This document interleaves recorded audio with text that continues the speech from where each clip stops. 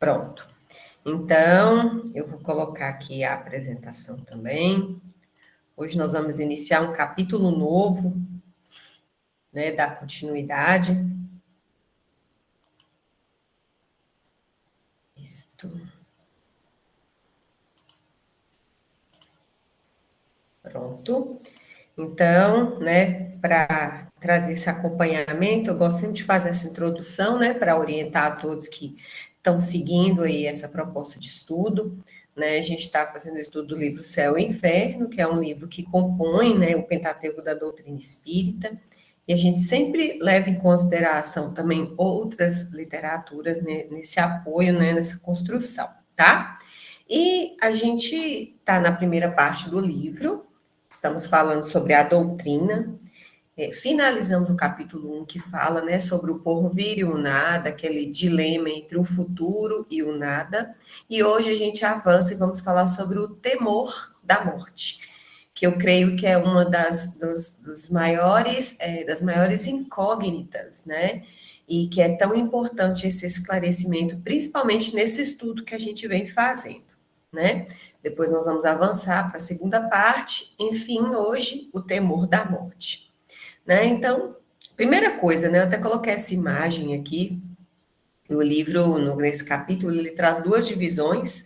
A primeira parte é essa, né? Causas do temor da morte. O que é que tanto aflige o ser humano, né? Quando a gente fala assim, sobre a questão da morte. E teria que ser uma coisa assim tão razoável, né? Às vezes a gente conversando com as pessoas, a gente pode falar.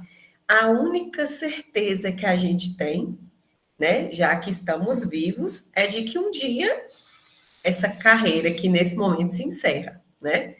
Nós, estudiosos da doutrina, sabemos que isso tudo vai continuar, né? Mas um determinado ciclo, ele se encerra para depois ele ter uma continuidade. Então, só que para a maioria das pessoas, isso se apresenta como realmente um temor, né? Uma insegurança total e a pessoa cria esse medo em torno desse acontecimento, né? Então, o homem, seja ele qual for a sua escala de sua posição social, né? Se a gente analisar desde um selvagem, né? Ele mesmo lá nessa selvageria, ele tem esse sentimento inato do futuro, né? Então, essa sensação, ela é praticamente instintiva, ela faz parte do nosso instinto, né? E disse que a intuição de que a morte não é a última fase da existência e que aqueles cuja perda lamentamos não estão irremissivelmente perdidos. Então, lá no fundo, a gente tem, né, um quê, uma intuição, um instinto de que não se finda ali daquele jeito, né? Muitas vezes, como a gente já estudou no primeiro capítulo, a gente vai estar aí rodeados pelos dogmas, né? A gente já viu, e o próprio livro, né, o Allan Kardec traz esse esclarecimento que muitas coisas vivenciadas e criadas surgiram de um imaginário humano, né? E toda essa construção advém justamente disso, que a gente sabe que não se apagaria tudo de uma vez, né? Que a gente teria um futuro a ser dado uma continuidade, né? Então, isso faz parte dessa natureza. Então, essa crença da imortalidade, ela é, então, intuitiva, né?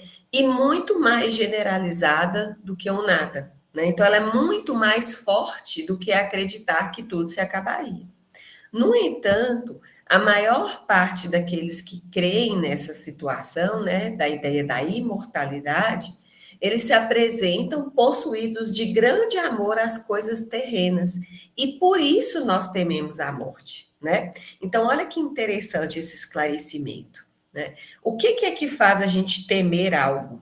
Medo de perder alguma coisa, né? E por que às vezes a gente ainda se pega tão preocupado e com tanto medo, né, dessa situação, desse chegar ao fim, mesmo sabendo que teríamos uma continuidade, justamente pela característica daquilo que a gente está construindo nessa vivência, né? Se a gente parar para pensar assim, a gente vai pensar, nossa, eu gasto todo o meu tempo correndo atrás das coisas, né? Às vezes alguém criando um patrimônio, buscando conforto, né? Criando 1 milhão de coisas, e ela vai pensar assim, nossa, isso tudo eu não vou levar, né? Se a gente parar para pensar lá na época dos egípcios, que eles construíam as pirâmides e tudo aquilo que era deles, eles colocavam dentro da pirâmide, porque eles acreditavam que numa outra existência eles estariam lá e as coisas iriam junto, né? Então, o fato de nós ainda termos impregnado em nós muito desse quê material é o que nos faz temer, né? Porque a gente sabe que isso não vai na nossa bagagem, né? E a gente, às vezes, nem se dá na consciência daquilo que realmente é aquilo que a gente vai levar nesse futuro, né? Então, nos encontramos possuídos, né, desse amor por essas coisas terrenas e muito temerosos em relação à morte. E aí ele traz esse esclarecimento. O porquê disso acontecer, né? Então, este temor, ele é um efeito da sabedoria, da providência divina, e é uma consequência do instinto de conservação comum a todos os viventes.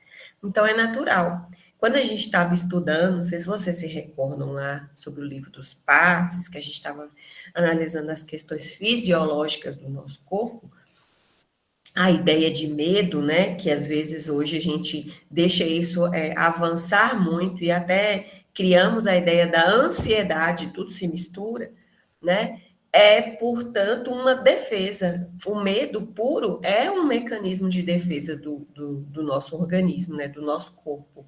Então, e isso tem como consequência que uma conservação comum a tudo aquilo que é vivo, né? Então, sentir medo é um mecanismo de sobrevivência. E ele é necessário, né? Enquanto a gente não está de maneira suficientemente esclarecido sobre as condições da vida futura, né? E ele faz esse contrapeso, né, esse balanço em relação a uma tendência interessante. Se a gente não tiver esse freio, né, esse medo que às vezes nos impede de fazer, às vezes, algumas besteiras, nos levaria a deixar de forma prematura a nossa vida.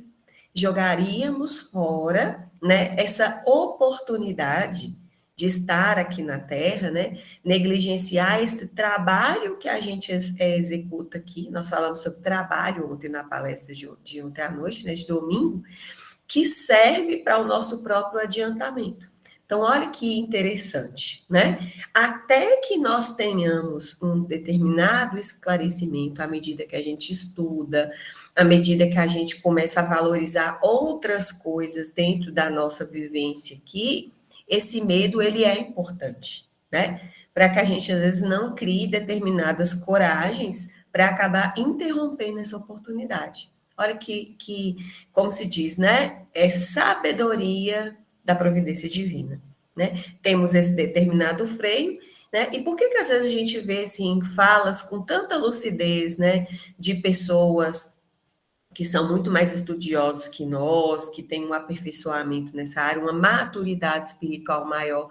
Ninguém fala que teme a morte, porque já sabe que isso é só mais uma etapa, né? Então, falam felizes sobre o que eles imaginam, não tem aquela coisa, ah, meu Deus, eu vou morrer, aquele medo, né? Dado esse esclarecimento. Então, à medida que evoluímos dentro dessa escada, a gente vai entendendo, né, que esse mecanismo de proteção já não se faz tão necessário, porque nós não seríamos capazes de cometer algum adiantamento desnecessário, né, e largar essa nossa oportunidade de forma prematura, né? Então, é assim que nos povos primitivos o futuro ainda é uma vaga intuição, né? É uma coisa bem distante e que mais tarde é tornada simples esperança.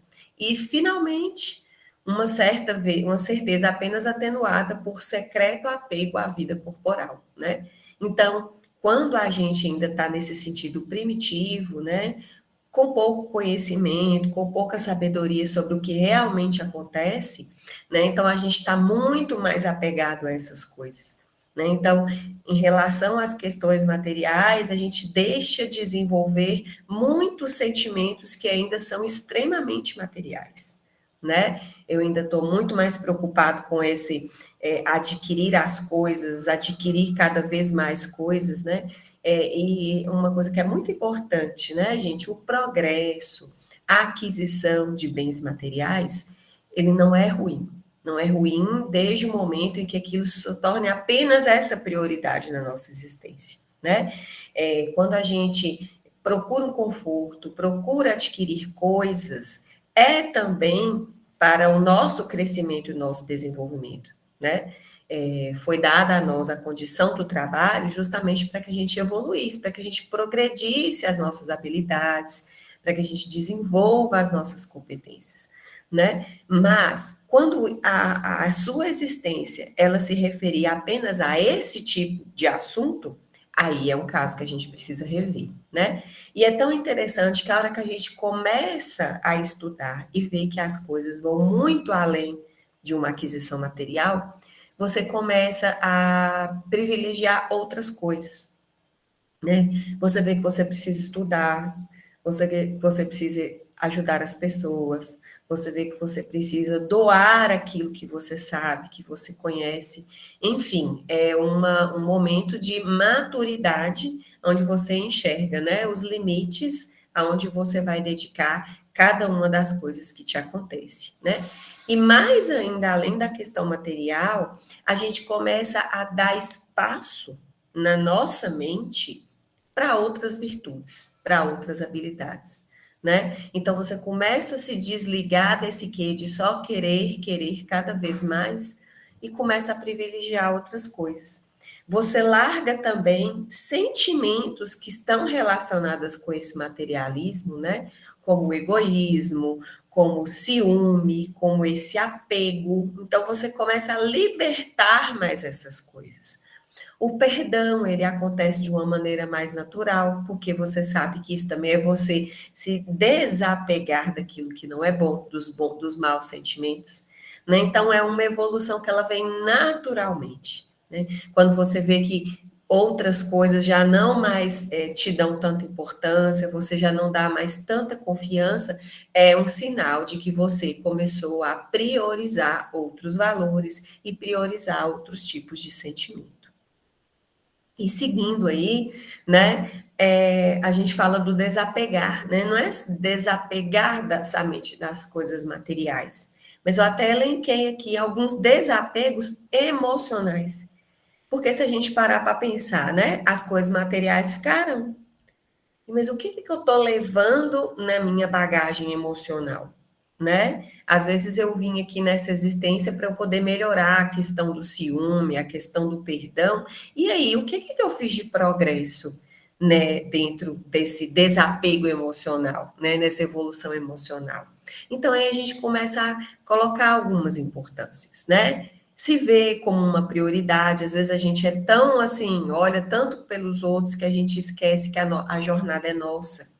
Nós precisamos também ter esse olhar, né, para dentro do nosso próprio crescimento, do nosso próprio desenvolvimento, né? Construir esse amor próprio, que é a hora que a gente presta atenção, né? E que é a gente segundo nós mesmos, então a gente precisa fazer, olhar, ter esse olhar no espelho, né?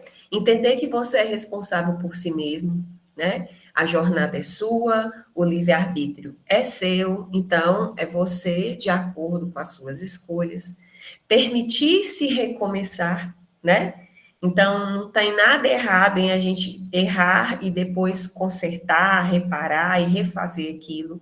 Isso é um reconhecimento, né, de que você superou essa etapa. Perdoar a si mesmo e aos outros, não ter alimentar esse rancor, viver o presente, aceitar e assumir a sua responsabilidade, porque é só dentro desse presente que você tem condições de fazer alguma coisa, né?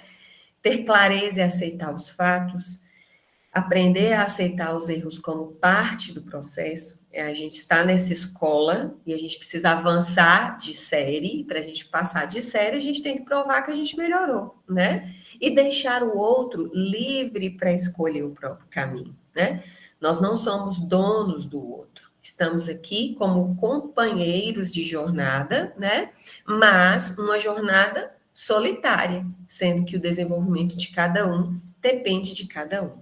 né? Então, à medida que o homem compreende melhor a vida futura, né, ele entende o que é que ele tem que carregar para esse futuro, esse temor da morte diminui. Ele compreende o que é que tem lá na frente. E uma vez esclarecida a sua missão terrena, aguarda-lhe o fim de maneira calma, resignada e serenamente.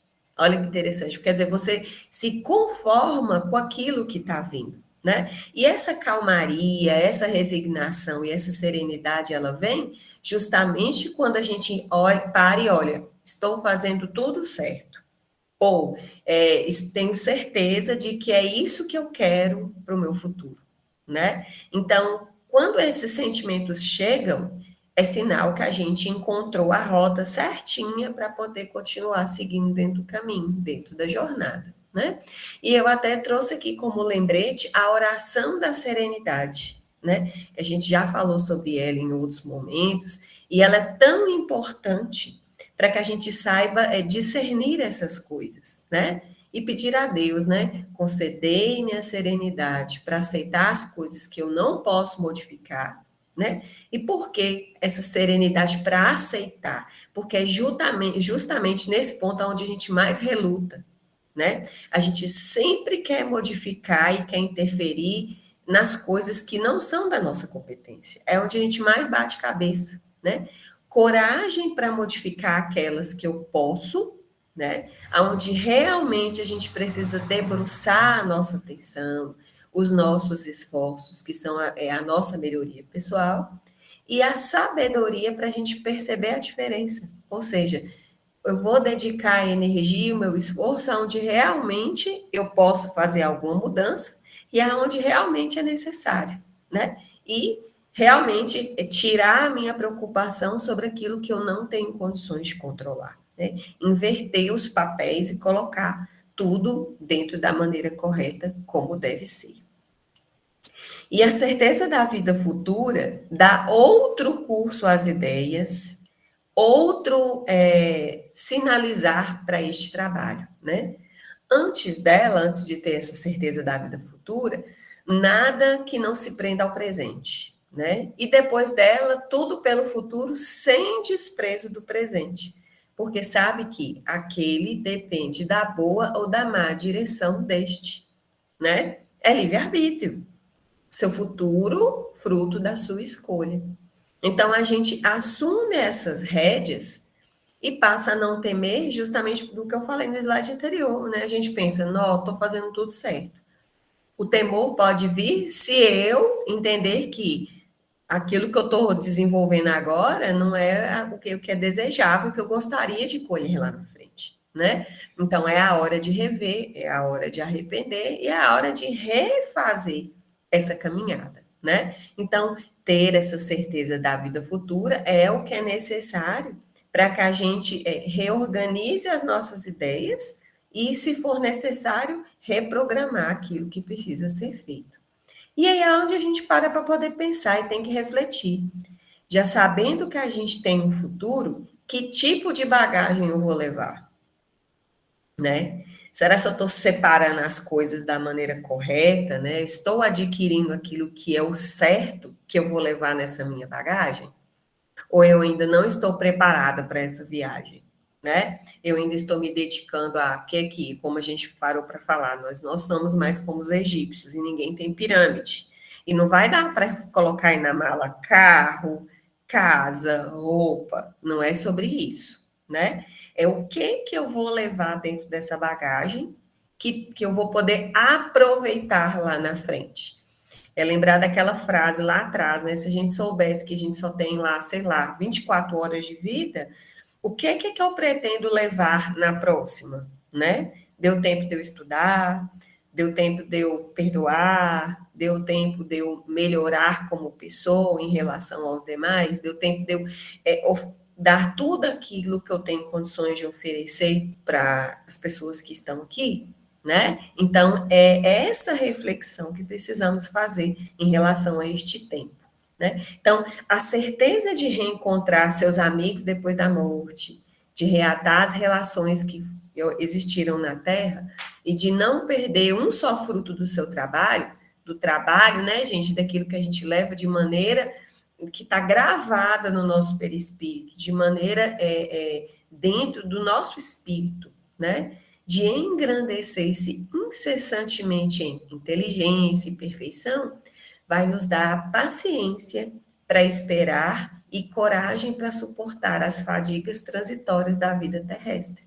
Então, a gente vai fazer uma releitura da nossa jornada, entender que tudo aquilo que me acontece é para eu adquirir crescimento e o aperfeiçoamento moral necessário que eu vou precisar lá na outra caminhada, né? Eu estou me desenvolvendo aqui porque isso vai ser exigido de mim lá na minha nova etapa, né? Então, eu não vou dar mais espaço para outros sentimentos que lá não vai ter utilidade nenhuma. Ou melhor, né? Se eu quiser até estar em um momento onde eu vou estar em vibrações mais elevadas, em frequências melhores, eu preciso realmente me desapegar desses sentimentos, né? Onde a gente parar para pensar, na próxima existência, num mundo melhor, né? Ou seguir aí num mundo de regeneração, não vai ser mais aceito determinadas coisas que às vezes aqui a gente ainda tem, né? Então a gente vai precisar jogar isso no lixo, né? E não carregar junto com a gente. Então, a solidariedade entre vivos e mortos faz-lhe compreender por que estamos e existimos na Terra, né? Aonde a fraternidade e a caridade têm, desde então, um fim e uma razão de ser, no presente como no futuro. Então, essas duas palavrinhas, né, tanto a fraternidade, né, viver em comunhão fraterna como irmãos, e a caridade, né, que é dar aquilo sem querer nada em troca, né, isso tem que ser o quê? Como diz aquela expressão, né, condição sine qua non. Isso aí é o básico que tem que ser estabelecido, né? Viemos para cá apenas para poder desenvolver essas duas coisas, fraternidade e caridade. E é o momento onde a gente vai refletir se nós realmente estamos fazendo mais disso. Ou se ainda estamos preocupados com outras coisas, né? Com a vaidade, com outro tipo de coisa. Né? A ideia da felicidade, ela vem no percurso à medida que a gente pratica esse tipo de sentimento, né? À medida que a gente utiliza a Terra como essa escola, como esse lugar, onde a gente pode mostrar as nossas capacidades de que a gente está pronto para ir para um lugar muito melhor, né? É uma questão de passar realmente na prova para poder avançar dentro dessa perspectiva. Ok? Então, essa que era a fala de hoje, tá? Em relação ao estudo do capítulo. Eu acho que traz até uma leveza, né? Esses conhecimentos baseados naquilo que a gente já compreende da doutrina e que a doutrina traz esse esclarecimento para a gente. Alguém gostaria de comentar alguma coisa? Se quiser complementar, se quiser trazer algum exemplo, alguma coisa, fica à vontade.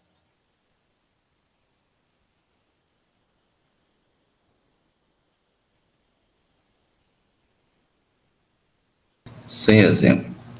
Sem exemplo. Então, tá bom. Gente, então, já que não tem ninguém, né, que quer fazer algum comentário, eu vou só parar a gravação aqui.